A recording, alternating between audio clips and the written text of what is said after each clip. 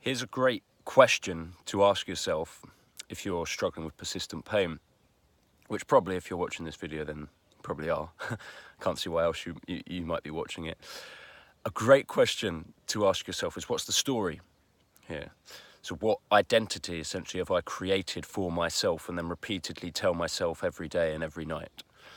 You can get a bit of paper, write down my story in the middle, and then mind map, or whatever you want to call it, just write down all the things that you tell yourself about what has happened to you. For an example, when I did it, I realized that the identity I've created for myself is of Joe the sufferer. Poor Joe. He's in pain. Joe has back pain. Joe has really uncomfortable sensations in his head. Joe isn't very energetic. Joe isn't very happy. And when you actually write this down on paper, you can really see how much you're actually tripping yourself up through the story that you've written about your life and then how that plays out. There's a really interesting question to ask yourself. Once that's down on paper, I recognize that more clearly that I was buying into a victim mentality, and I was just waiting for things to change.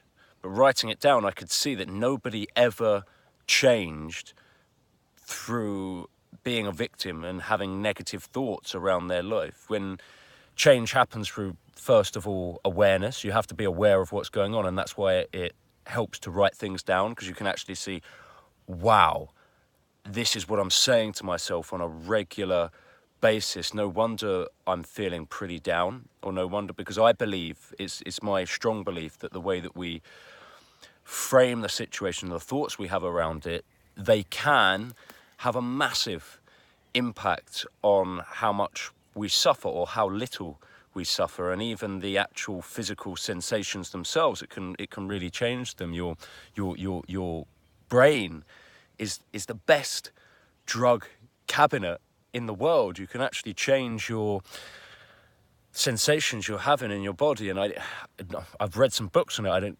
Couldn't break down for you the exact science, but for reference, a great book to read is by Dr. Lorimer Moseley, and the book is called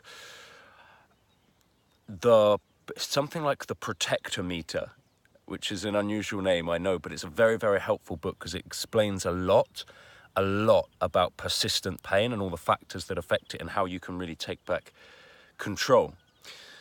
So that's my belief, and I really believe that, and I've actually experienced that as well. And I know at times when I've been more stressed or perhaps depressed that the pain has got a lot worse. And when I've been more upbeat, it's been a lot better. So to write all of that down on paper, you can clearly see what's going on. And then with that awareness, that's the first point of any internal change.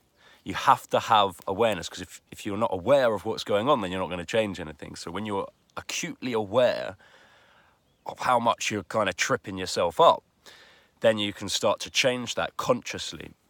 The way I do that is through a practice every day. So I found what I was saying to myself.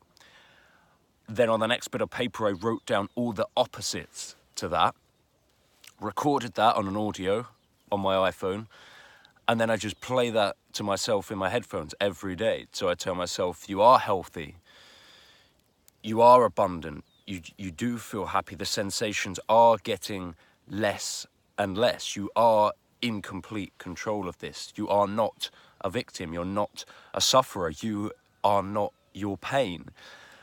And it really, really helps. You're basically rewriting the story of who you think you are or who you believe you are. So that's something that you can try, and yeah, from personal experience, I've found it to be very, very, very helpful. So enjoy that.